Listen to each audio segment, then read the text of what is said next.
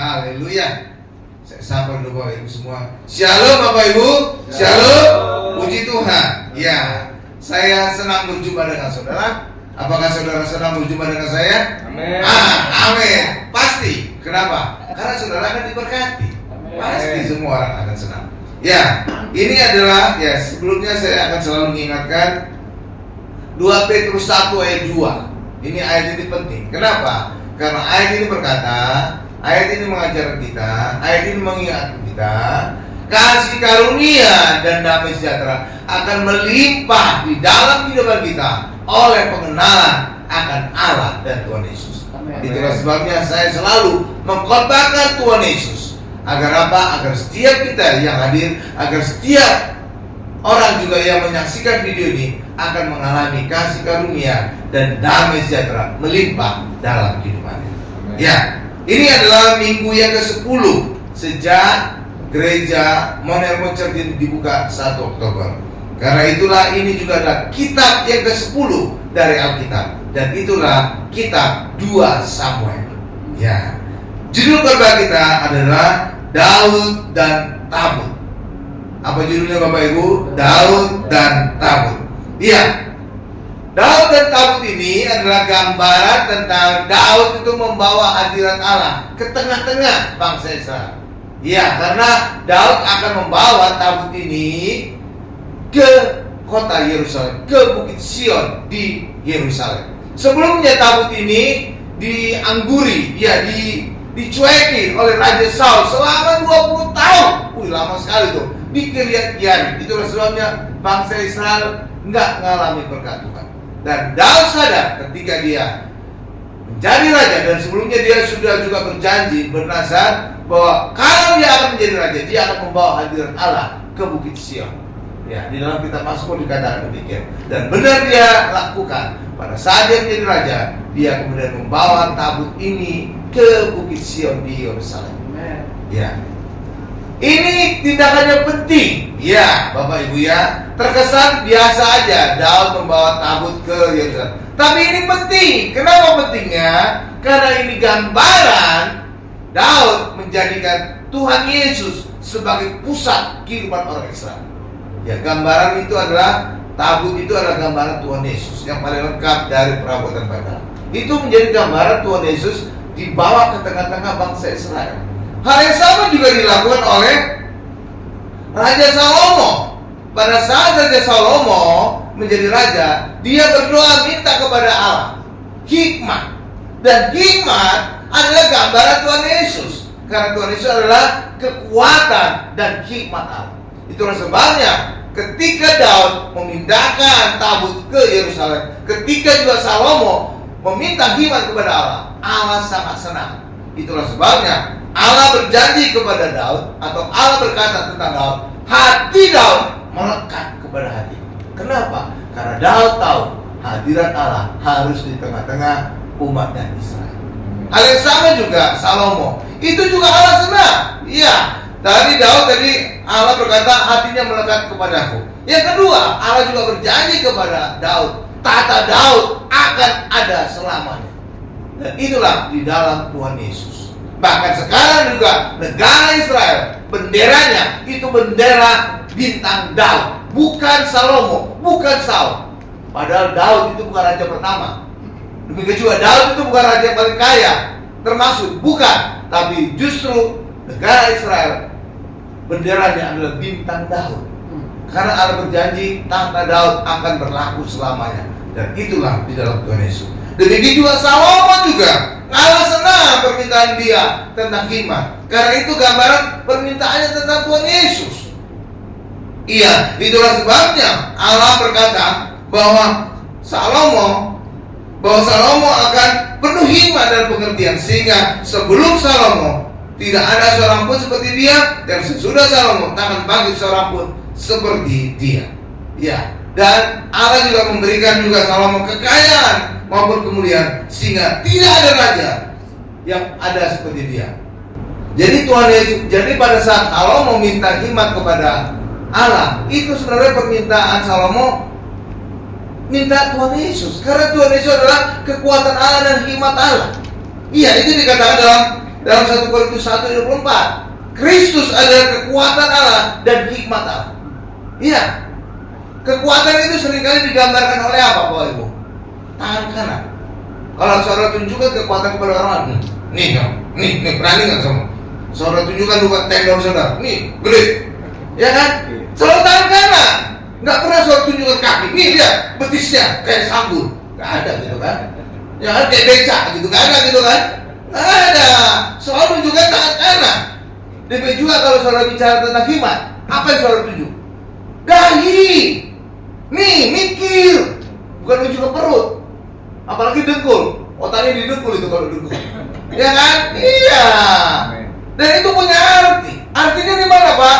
Artinya di dalam kitab Wahyu dikatakan pada akhir zaman nanti ada tanda. Di mana?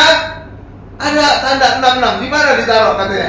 Di tangan kanan. Pertama kali disebut tangan kanan. Yang kedua adalah di dahi. Dan inilah gambaran pada akhir zaman orang menolak Yesus sebagai kekuatan Allah dan hikmat Allah. Angka 6 itu adalah gambaran angka manusia, karena manusia diciptakan pada hari yang ke-6. Ya, 666 itu banyak kali orang berkata, oh itu adalah kitab tetangga sebelah. Salah itu. Mereka tidak ngerti itu. Karena saya dulu sekolah teologi belajar kitab tetangga sebelah. Nggak ada angka 66. Justru angka 66 itu ada di Alkitab. Dan itulah Yohanes 6 ayat 66. Ya, Yohanes 6 ayat 66. Coba kita lihat. Dan itulah antikris. Karena pada saat itu murid-murid meninggalkan Yesus, anti kepada Yesus. Dan itulah antikris, antikristus.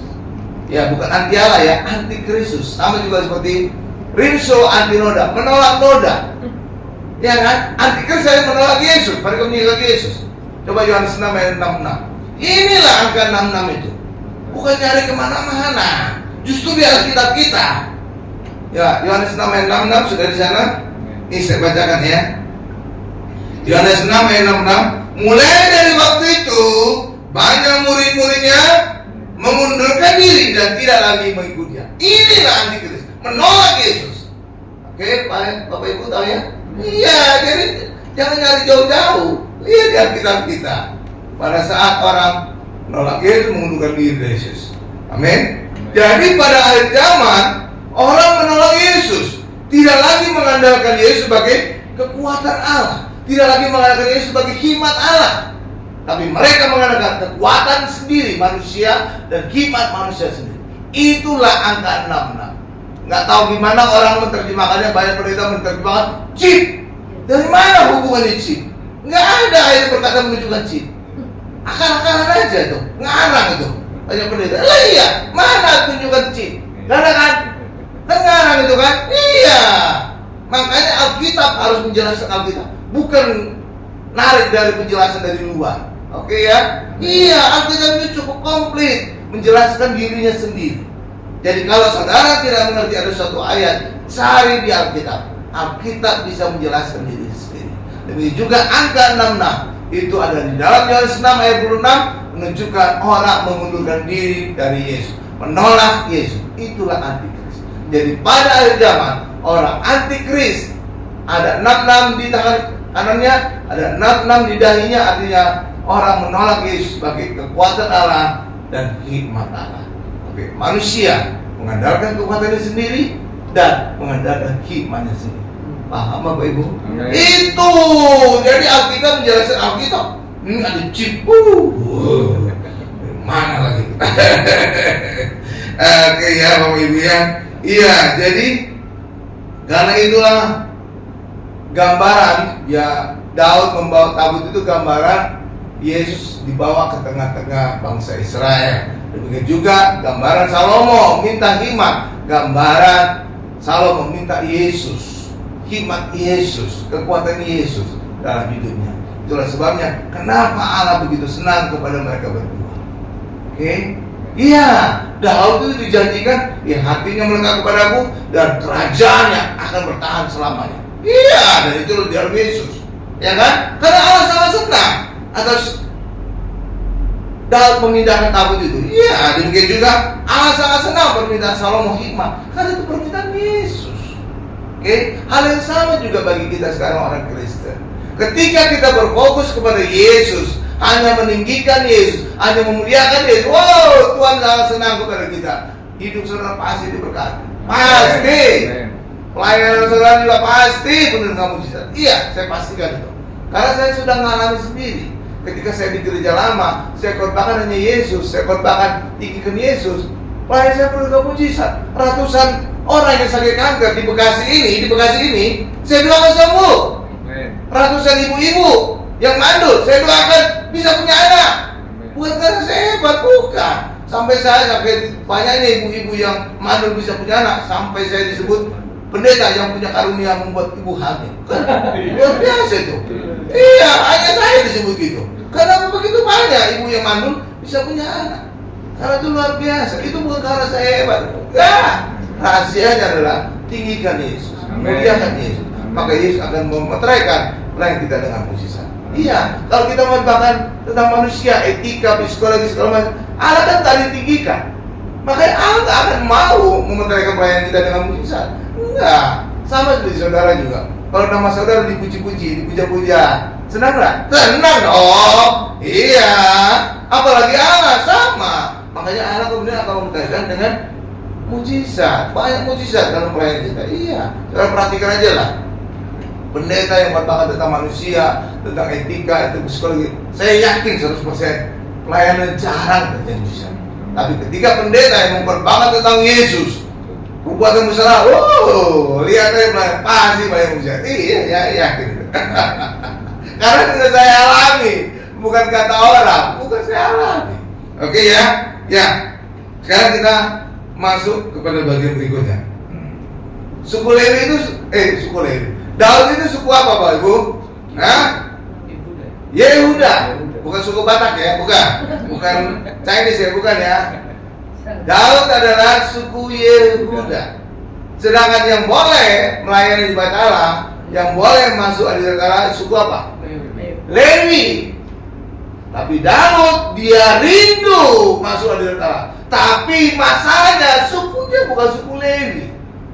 Dia suku Yehuda. Lalu bagaimana agar Daud yang punya kerinduan untuk masuk ke hadirat Allah di ruang Maha Kudus, ya bisa. Caranya bagaimana? Ini dia pintar. Dia tidak bisa datang ke hadirat Allah karena dia bukan suku Lewi, tapi dia buat hadirat Allah yang datang kepada dia. Itulah dengan dia membawa tabut. Iya, itu certiknya Daud. Dia tidak bisa masuk ke hadirat Allah karena dia bukan suku Lewi, dia suku Yehuda, tapi dia pintar. Dia buat hadirat Allah yang datang kepada dia. Oke ya? Dan biasa kan? Pintar ya kan? Iya, pintar. Iya, makanya Daud berkata, bagaimana tabut itu dapat sampai kepadaku? Jadi kerinduannya dia ingin tabut itu sampai kepada dia. Karena Daud tahu hadirat ada pada tabut. Oke? Iya, pintar dia. Iya. Tetapi ada yang salah. Ya, rupanya Daud dia tidak konsultasi dengan suku Lewi. Ya, sehingga apa? Pada saat dia pertama kali membawa tabut, dia melakukan kesalahan. Ya, dia mungkin tanya kepada yang jaga tabut itu di Kiryat Yarim, itu ada di rumah Abinadab. Dia mungkin tanya, bagaimana tabut itu bisa sampai ke sini? Dan mungkin Abinadab cerita, oh dulu 20 tahun yang lalu, ya udah lama, ya 20 tahun lalu bangsa Filistin mengembalikan tabut ini ke Kiryat Yarim. Pada saat itu bangsa Filistin pernah merampas tabut itu dari bangsa Israel. Pada masa Imam Eli, anaknya Hofni dan Pinehas. Pada saat itu Hofni dan Pinehas ya membawa tabut itu ke medan perang. Karena pada saat itu bangsa Israel akan kalah sama bangsa Filistin. Itulah sebabnya mereka berpikir kalau tabut itu ada di tengah-tengah mereka akan menang perang. Tapi nyatanya mereka justru kalah dan banyak yang mati. Kenapa? Karena Allah ya sangat marah kepada Hofni dan Finehas karena mereka adalah imam-imam di Batara yang sangat berdosa. Ya, mereka merampas persembahan korban orang Israel. Yang kedua, mereka berzina dengan wanita-wanita di Batara. Iya, karena itu Allah marah. Maka Allah mengizinkan Batara itu dirampas oleh orang Filistin. Tapi ternyata ketika dirampas, tabut itu membuat borok-borok pada orang Filistin. Akhirnya mereka sadar itu karena tabut, maka mereka kembalikan tabut itu ke orang Israel. Dan disitulah kemudian disimpan di rumah Abinadab. Oke ya? Iya. Dan situ dianggur oleh Raja Saul selama 20 tahun. Raja Saul itu nggak punya hati untuk Allah. Ya, itulah sebabnya. Ya, rakyat Israel pada saat itu sangat menderita. Jadi Daud itu membawa tabut itu pertama kali dia salah. Ya, karena dia tidak konsultasi dengan suku Lewi pertama kali. Ya, mungkin konsultasi hanya ke tempat tabut itu ada di rumah Abinadab. Ya, itulah sebabnya pertama kali dia membawa tabut itu dengan kereta lembu, dan itu salah. Karena sejak masa Musa, tabut itu harus dibawa 4 imam, digotong di bahu. Oke, digotong di bahu. Iya, bukan naik kereta lembu. Itu kereta lembu itu adalah cara orang Filistin mengembalikan tabut itu ke orang Israel dengan kereta lembu. Dibiarin aja lembunya jalan sendiri. Iya kan? Nah, itu dia bawa Raja Daud. Ya mungkin dia naik ke Abinadab juga ada teknik barangkali sehingga dia kata, oh tabut itu dulu dikembalikan dengan kereta lembu. Nah, gitu Bang. Dan itulah kesalahan Daud. Coba kita lihat ayatnya ya. 2 Samuel 6 ayat 2 sampai 4. 2 Samuel 6 ayat 2 sampai 4. Kita hari ini belajar luar biasa. Banyak sikapan juga, benar luar biasa. Ya kan? Pokoknya saudara jadi makin pintar. Ya, 2 Samuel 6 ayat 2 sampai 4 ini saya bacakan. Kemudian bersiaplah Daud lalu berjalan dari Bali Yehuda dengan seluruh rakyat yang menyertainya untuk mengangkut dari sana tabut Allah yang disebut dengan nama Tuhan semesta alam yang bertata di atas kerubin. Ayat 3-nya. Mereka menaikkan tabut Allah itu ke dalam kereta. Ini kereta sapi nih, yang baru. Ya, walaupun itu baru ya. Terus lanjut. Setelah mengangkatnya dari rumah Abinadab. Ya, jadi sebelumnya disimpan di rumah Abinadab yang di atas bukit. Lalu Uza dan Ayo, anak-anak Abinadab, mengantarkan kereta itu. Terus ayat 4. Uza berjalan di samping tabut Allah itu, sedang Ayo berjalan di depan tabut itu. Oke ya Bapak Ibu ya. Nah, jadi ini kesalahannya Daud, kan? Oke ya. Jadi dia tidak tahu cara membawa tabut yang benar. Dia mengikuti cara orang Filistin. Dinaikin tabut itu ke kereta lembu. Iya. Dan kesalahan ini kemudian melahirkan kesalahan berikutnya. Kesalahan berikutnya adalah pada saat kereta itu berjalan, nggak tahu ada batu atau lubang, kereta itu guling, miring gitu. Sehingga apa? Tabutnya juga akan jatuh. Dan pada saat tabut itu akan jatuh, ada niat baik dari Uza. Niat baik ya, nggak selalu niat baik itu berkenan kepada Allah ya. Ya, jadi niat baik Uza. Kemudian dia tahan tabut itu supaya jangan jatuh. Tapi justru Allah murka kepada dia. Pada saat itu juga Uza disambar Allah sehingga mati. Oke, kenapa? Tabut itu tempat Maha Kudus. Oke, Uza itu manusia yang berdosa, maka dia nggak boleh megang.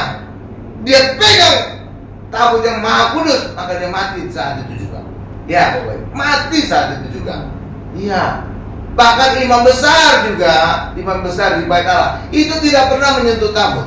Pada hari Yom Kippur dia memercikan darah ke tabut. Dia tidak menyentuh tabut itu, dia percikan darah 7 kali di atas tabut. Iya, pada hari Yom Kippur, penutupan peti. Iya itu. Jadi imam besar aja nggak berani nyentuh. Uza nyentuh, matilah dia. Iya gitu. Ya Bapak Ibu. Jadi kesalahan Daud itu melahirkan kesalahan berikutnya. Uza memegang tabut sehingga Uza mati saat itu juga. Oke ya Bapak Ibu. Lalu kemudian apa yang terjadi? Daud menjadi takut. Wih, tabut itu bisa mendatangkan maut itu. Mati Uza, anaknya Abinadab. Ya Abinadab mati Uza. Kemudian Daud jadi takut. Waduh, kalau nanti aku bawa ke Yerusalem, nanti mati pula nanti seluruh orang Israel. Bahaya ini. Itu sebabnya pada saat mati Musa karena disambar oleh Allah karena memegang tabut, maka kemudian tabut itu disimpan, dititipkan ke rumah Obed-Edom. Saudara perhatikan Obed-Edom siapa dia? Sebenarnya dia orang Filistin. Dia dari suku Gad, sama seperti Goliat. Orang Filistin dari suku Gad. Iya, jadi Obed-Edom ini sebenarnya orang Filistin, asal Filistin, tapi mungkin sudah menjadi warga negara, sudah menjadi warga bangsa Israel. Tapi asalnya dia adalah orang Filistin dari suku Gad, mirip dengan Goliat. Ya, tapi kita lihat apa yang terjadi pada dia. Kita lihat 2 Samuel 6 ayat 9 sampai dengan 11. Ya, di sini akan kita lihat sesuatu yang menarik. Ya, ada sikapan ini. Nanti kita akan lihat perbandingannya. Kenapa tabut itu 3 bulan di rumah Obed-Edom dia diberkati seisi rumahnya, sedangkan sebelumnya di rumah Abinadab yang orang Israel asli 20 tahun tapi nggak diberkati. Apa yang terjadi? Dan itu akan menjadi pelajaran bagi kita. Luar biasa. 2 Samuel 6 ayat 9 bisa bacakan ya. Pada waktu itu Daud menjadi takut kepada Tuhan. Jadi takut karena apa? Usahanya mati. Lalu katanya, bagaimana tabut itu dapat sampai kepadaku? Nah, tuh ya. Terus ayat 10-nya. Sebab itu Daud tidak mau memindahkan tabut itu ke tempatnya, ke kota Daud, tetapi Daud menyimpang dan membawanya ke rumah Obed-Edom, orang Gad. Itu harusnya lebih lengkap, orang Filistin, suku Gad. Jadi jelas kita, orang Filistin tuh. Terus lanjutkan lagi. 3 bulan lamanya tabut itu tinggal di rumah Obed-Edom, orang Gad itu, dan Tuhan memberkati Obed-Edom dan seisi rumahnya. Nih, dah, stop dulu sebelah. Saudara lihat itu, ada hal menarik nggak? Iya, Obed-Edom itu orang Filistin dari suku Gad. Tapi ketika tabut ada di rumah selama 3 bulan, keluarganya diberkati. Ya, sedangkan sebelumnya tabut itu 20 tahun di rumah Abinadab di Kiriat-Jearim.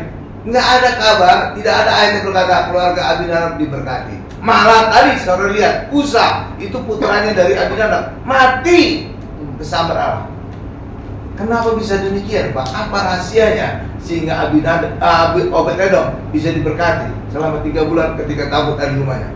Dan itu menjadi rahasia bagi kita agar kita juga hidup kita diberkati. Amin. Oke? Apa rahasianya, Pak? Rahasianya dari namanya. Obed-Edom artinya adalah pelayan darah. Jadi rupanya selama 3 bulan tabut itu ada di rumah Obed-Edom, dia memberikan korban darah kepada Allah lewat tabut itu. Itulah sebabnya hidupnya diberkati. Oke? Ya, sedangkan Abinadab rupanya selama 20 tahun di rumahnya, tabut itu hanya dianggurin aja, nggak pernah diberikan korban persembahan darah kepada Allah. Itulah sebabnya hidupnya tidak berkah. Oke? Dan ini pelajaran bagi kita apa? Korban darah itu hari ini kita terima saat perjamuan kudus. Itulah sebabnya ketika saudara selalu sering perjamuan kudus, hidup saudara pasti diberkati. Itu korban darah Yesus. Karena kita makan tubuh Yesus, kita minum darah Yesus. Oke? Itu.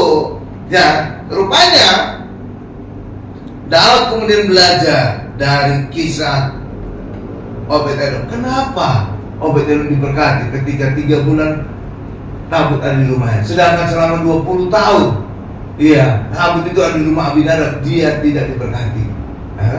Daud banyak pintar ini. Ini raja yang pintar ya. Tadi juga ketika Musa mati, dia jadi kaget, dia jadi takut jangan dibawa sampai ke Yerusalem dulu. Ya, disimpangkan dulu ke rumahnya orang Filistin. Kalau ada apa-apa orang Filistin yang mati. Iya kan? Iya. Daud gak ingin masuk ke Yerusalem itu tabut awalnya kan, karena takut nanti orang Israel pada mati semua. Iya kan? Seperti Musa mati kan? Iya, dan dia takut kan? Jadi dia dihayuin orang. Dia taruh ke rumahnya Obed-Edom yang orang Filistin. Ada apa-apa dia di rumah mati. Iya kan? Iya. Nah, rupanya Daud kemudian belajar dari Obed-Edom. Jadi dari sini kita juga belajar, walaupun orang Kristen sudah Kristen sejak lahir, jika tidak berfokus kepada Yesus, tidak berfokus pada korban salib Yesus, mereka tidak akan diberkati. Ya. Sebaliknya banyak orang di luar sana karena sakit kanker atau apa, akhirnya mereka gelap mata.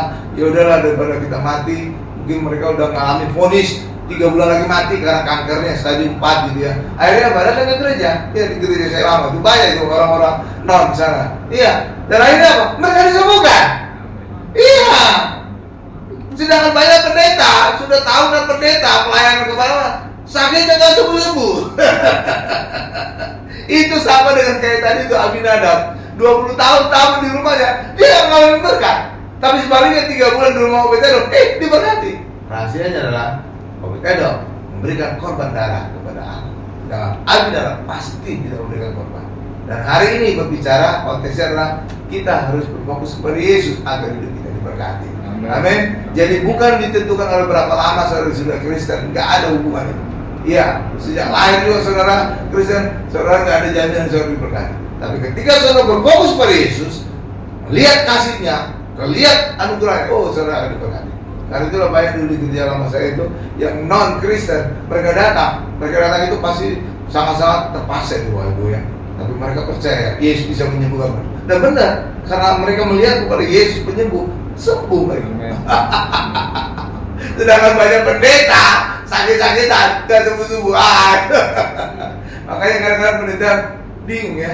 Saya sudah pelayan lama kok gak sembuh-sembuh. Orang lain, ya non Kristen pun itu, ya baru datang langsung sembuh. Karena apa? Karena orang non Kristen itu langsung melihat Yesus. Mereka percaya bahwa jadi mereka bisa disembuhkan oleh Yesus kan? Ya fokusnya langsung Yesus itu. Dan mereka itu pasti punya pertarungan yang luar biasa. Karena untuk datang ke gereja itu pasti mereka bisa taruhan antara mati dan hidup itu Pak Ibu. Karena apa? Tetangga sebelah kalau tahu ada murtad bisa dikucingkan keluarga, bisa dibunuh. Ya kan? Jadi ketika mereka datang ke gereja itu pertaruhan yang luar biasa. Dan mereka berani karena mereka berfokus kepada Yesus. Karena Yesus yang bisa menyembuhkan mereka. Dan lewat iman mereka itulah mereka sembuh. Dan biasa kan? Iya. Tadi udah kita baca sampai ayat 11 tadi ya. Nah. Sekarang kita lihat pada saat tabut itu dibawa oleh Raja Daud. Ya, setelah dia bawa tabut itu dari rumah Obed-Edom. Nih baru cara yang benar.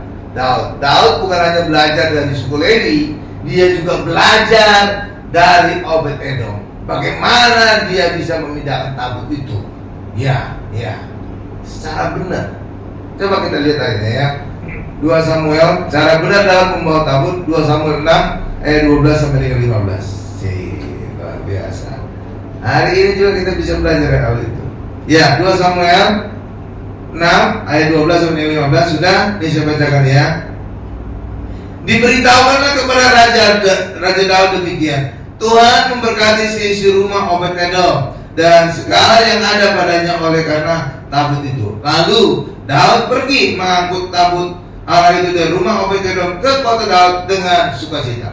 Ya, lihat caranya Daud sudah berubah, bukan lagi naik kereta, ya, naik kereta lembu. Apa? Ayat 12 kan? Tadi, ya, nih, oke, sukacita. Ayat 13 ini sekarang ya. Apabila pengangkat tabut, nah, bukan lagi naik kereta kan? Pengangkat tabut itu imam-imam, ada 4 imam. Mengangkat tabut itu di bahu mereka. Terus jadi dia sudah belajar dari suku Lewi. Tanya gimana sih cara yang benar ngangkat tabut? Gitu. Diajari suku Lewi. Ada di Tawari itu ada dialog Daud dengan imam-imam suku Lewi. Jadi dia sudah diskusi. Di dalam Samuel ini nggak ada disebutkan. Ya. Saudara percaya aja. Apabila pengangkat tabut itu melangkah maju 6 langkah, maka ia mengorbankan seekor lembu dan seekor anak lembu gemukan. Tuh. Jadi saudara bisa bayangkan, setiap 6 langkah ada lembu dan anak lembu dikorbankan. Itu darah itu banyak sekali tuh lembu. Gede kan lembu kan? Anak lembu. Jadi saudara bisa bayangkan, setiap 6 langkah ada dikorbankan, setiap 6 langkah dikorbankan, setiap 6 langkah dikorbankan. Maka sepanjang jalan itu penuh dengan genangan darah. Iya kan? Nah ini pasti belajar dari Obed-Edom, pelayan darah. Iya, tuh. Iya kan? Siapa lagi yang ngajari Daud tentang korban darah? Pasti Obed-Edom. Pasti Daud nanya, kenapa sih lu 3 bulan Daud lu diberkati, keluarga diberkati? Akan dia nanya mungkin ya. Iya, sebelumnya saya salah nanya ke Abinadab. Iya, gimana sih Daud dibawa? Oh, naik kereta lembu kan? Salah tuh. Dan dia juga tidak memberikan korban. Makanya selama 20 tahun di rumah Abinadab nggak diberkati keluarga. Tapi Obed-Edom diberkati, 3 bulan aja langsung diberkati, tuh kan? Jadi rupanya Daud nanya kepada Obed-Edom, gimana sih diberkati? Oh, rahasianya adalah saya selalu memberikan korban darah. Itulah sebabnya pada saat kemudian Daud membawa tabut itu, diangkat dengan imam. Imam ada yang angkat 4 orang bawa tabut. Dan itu sesuai dengan pada saat tabut itu dibawa pada masa Musa, imam yang membawa. Rupanya Daud sudah konsultasi dengan suku Lewi dan itu ada dikatakan di kitab Tawarikh. Oke ya. Ya, jadi imam ini membawa bukan kereta lembu. Lalu kemudian dia tanya lagi ke Obed-Edom, ada korban apa? Makanya setiap 6 langkah imam itu melangkah, korbankan lembu, anak lembu juga. Berarti apa? Sepanjang jalan tuh penuh dengan genangan darah. Ya, iya. Jadi dari rumah Obed-Edom sampai ke Bukit Sion di Yerusalem penuh dengan darah. Itu pelajaran apa bagi kita? Apa artinya bagi kita? Artinya adalah Yesus membawa hadirat Allah dalam hidup kita harus dengan genangan darah di atas kayu salib.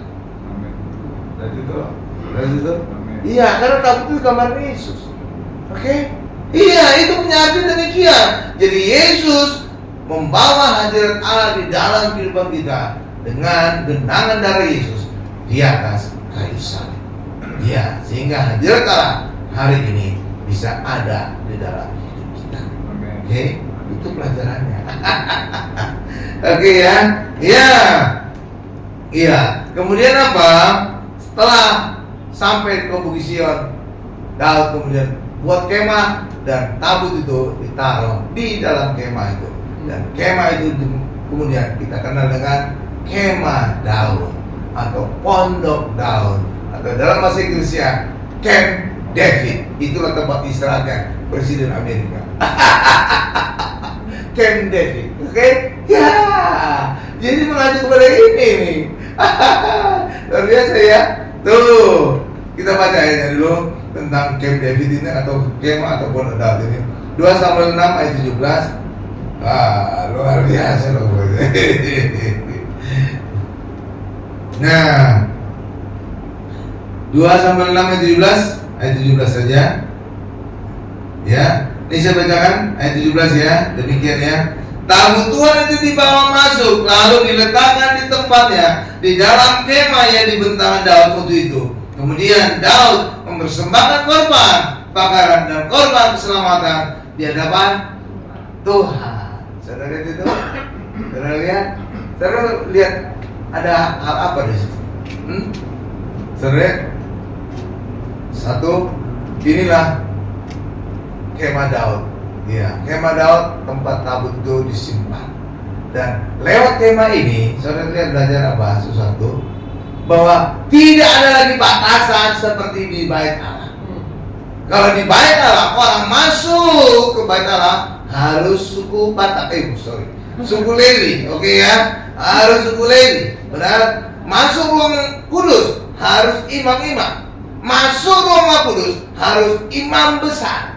Jadi untuk masuk ke bait Allah begitu banyak kriteria, begitu banyak syarat. Dan Daud tidak memenuhi syarat untuk masuk ke bait Allah. Karena dia dari suku Yehuda, bukan suku Lewi, apalagi bukan keturunan Harun. Okay? Tetapi dengan adanya tabut itu dibawa Daud ke Bukit Sion, ya ke kota Daud, lalu dia taruh di bawah kemah, maka Daud bisa datang ke hadirat Allah kapan saja tanpa batasan apa. Tuh lihat, luar biasa kan? Itu luar biasanya Daud ini. Dia tidak bisa masuk ke hadirat Allah, tapi dia buat hadirat Allah yang datang kepada dia. Wow. Tuh kan? Sekarang dia bisa memberikan korban kan? Persembahan. Iya. Nggak ada lagi batasan-batasan, harus suku Lewi, harus keturunannya Harun, nggak ada yang dibatalkan. Jadi dia bisa datang hadir kapan saja. Oke? Dan ada lagi satu ciri, yang kedua ada cirinya lagi. Ya, kemah Daud. Apa cirinya? Saudara tahu apa? Penuh dengan pujian. Penuh dengan pujian. Orang bisa joget-joget. Bisa Daud, bisa dengan rebana dan kecapi. Dia bisa nari-nari memuji Tuhan. Dan itulah yang sekarang ada di gereja sekarang. Full band, full musik, tidak ada full AC. Ya kan? Ya kan? Full band kan? Penuh musik kan? Itu kan dengan sama dengan Pondok Daud. Iya, kalau gereja lama enggak, silent. Ya, jarum jatuh aja kedengaran. Ya kan? Gereja sekarang full band, full musik, full joget. Ya kan? Iya, itulah ciri dari Pondok Daud. Dan itu ya pernah dikatakan, aku akan memulihkan kembali Pondok Daud. Itulah terjadi sekarang. Saudara lihat gereja sekarang sangat meriah, bukan lagi silent. Terlihat, itulah janji Allah akan memulihkan Pondok Daud. Oke, Bapak Ibu ya. Iya. Demikian juga, saudara lihat, Daud itu bukan imam kan? Dia raja kan? Tapi dia ambil bagian dalam pelayanan di kemah Daud. Hal yang sama juga dengan sekarang gereja-gereja. Orang awam boleh pelayanan. Saudara, ciri Pondok Daud sudah dipulihkan Allah. Nah itu, penuh musik, penuh tarian, dan juga orang awam juga boleh ambil bagian dalam pelayanan. Tuh, udah dipulihkan Allah itu. Dan kita baca ayatnya, dan ini menjadi ayat terakhir bagi kita. Oh iya, tapi kemudian kemah Daud ini berakhir. Saudara tahu kapan berakhirnya? Berakhirnya pada saat Salomo selesai membangun bait Allah. Maka pada saat itulah kemah Daud, Pondok Daud berakhir. Karena pada saat itulah tabut perjanjian ditaruh di ruang Maha Kudus. Ya, jadi pada saat bait Allah dibangun oleh Salomo selesai, pada saat itu selesai juga Pondok Daud. Tapi Allah lebih berkenan kepada Pondok Daud. Itulah sebabnya Allah berjanji akan memulihkan Pondok Daud pada akhir zaman. Dan sekarang sudah kita lihat tanda-tandanya. Sekarang gereja penuh musik dan banyak orang awam juga pelayanan di gereja. Karena itu pengusaha, ya bisnismen, tiba-tiba korban di gereja. Zaman dulu mana ada gitu, mana ada cerita harus dari sekolah teologi. Harus meniti karir dari bawah gimana. Dan sekarang bisnismen, pengusaha tiba-tiba muncul jadi pengorban. Itu orang awam. Iya kan? Iya. Zaman dulu nggak ada. Dan itulah ciri-ciri bahwa Pondok Daud telah dipulihkan Allah pada sekarang ini. Oke? Dan ini kita baca ayatnya, dan itu menjadi ayat terakhir bagi kita. Kisah Para Rasul 15 ayat 16 dan 17. Sudah lihat dapat singkapan hari ini? Luar biasa lah, poin mantap punya. Ya, ini kisah 15 ayat 16 dan 17. Jadi Pondok Daud sudah dipulihkan ya. Amin. Ya, ini saya lihat aja gereja kita kan, full musik kan, ya kan, orang awam juga banyak kan, khotbah kan. Iya, lihat aja pengusaha kemarin dari full gospel juga saya undang khotbah di sini. Iya, itu pengusaha, bukan pendeta tuh. Mereka nggak mau disebut pendeta, karena kalau full gospel itu nggak boleh ada pendeta, karena apa? Kalau pendeta itu membawa nanti aliran denominasinya. Itu sebabnya semuanya evangelis di full gospel. Ya, jadi full gospel itu kan orang awam, ya kan? Tapi sekarang banyak khotbah kan? Iya, gereja ini juga kemarin udah khotbah dari full gospel. Oke? Itu menjadi salah satu ciri dari Pondok Daud telah dipulihkan. Kis 15 ayat 16 dan 17 sudah, ini saya bacakan ya. Kemudian aku akan kembali. Ini aku itu huruf besar ya, berarti Allah ya. Kemudian Allah akan kembali dan membangun kembali apa?